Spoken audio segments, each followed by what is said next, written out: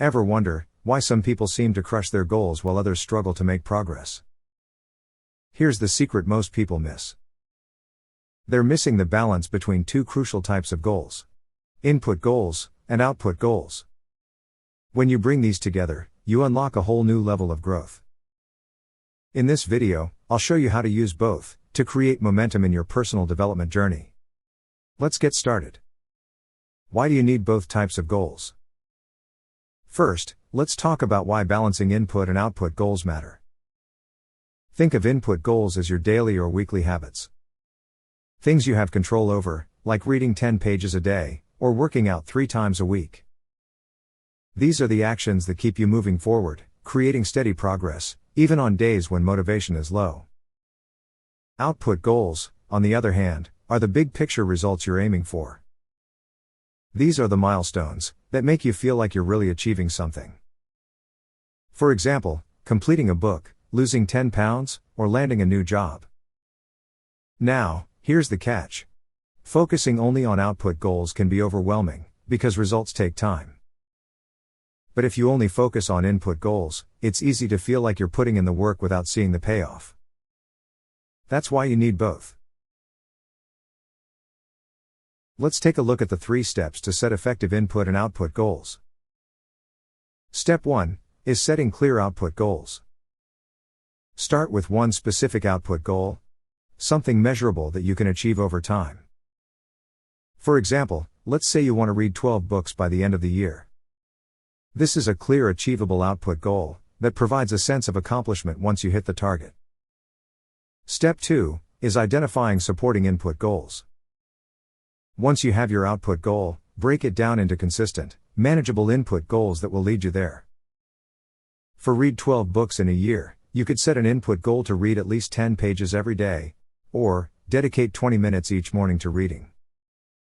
These small, regular actions will make it easier to reach your goal without feeling overwhelmed. By focusing on these daily or weekly input goals, you're building the habit of reading. Over time, these small efforts compound into big results. Step 3 is tracking and adjusting for consistent progress. Now that you've set your input and output goals, the key to staying on track is regular, intentional progress tracking. Here's how to do it effectively. First, you have to set up a simple tracking system. Use a method that you'll enjoy, and one you can stick with. It could be a journal, a spreadsheet, or a reading app. For example, create a checklist of the 12 books you plan to read, or even a reading log, where you jot down daily page counts. This will give you a tangible way to see your progress. Next, you have to do monthly check-ins for realignment. At the end of each month, check in with yourself. How many books have you completed so far? Are you keeping up with your daily reading input goal, like reading 10 pages a day? Use these check-ins to reflect on what's working and what isn't. If you find yourself falling behind, consider tweaking your routine slightly. Maybe set a weekend catch-up session, or add a few minutes to your daily reading time. Next, you can celebrate small wins. Each time you finish a book, celebrate it as a mini milestone. Take a moment to acknowledge your progress, no matter how small, and give yourself the credit you deserve.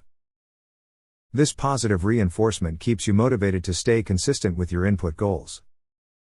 Finally, adjust your strategy when needed. If your reading speed changes, be flexible. Sometimes, you'll find a book takes a bit longer to get through than you expected, or maybe your schedule just gets a bit busy. That's completely fine. Just adjust your goals to match what's realistic for you right now. So instead of aiming for 10 pages every single day, maybe go for 15 pages every other day.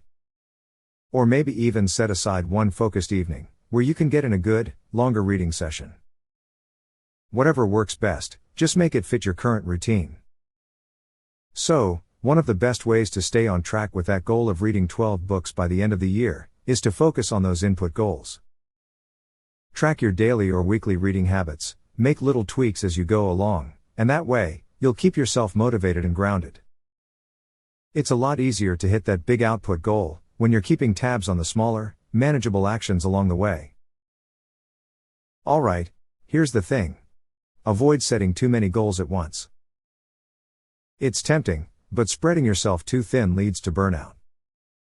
Stick to one output goal, and 2 to 3 small input goals to get started. Remember, consistency beats intensity.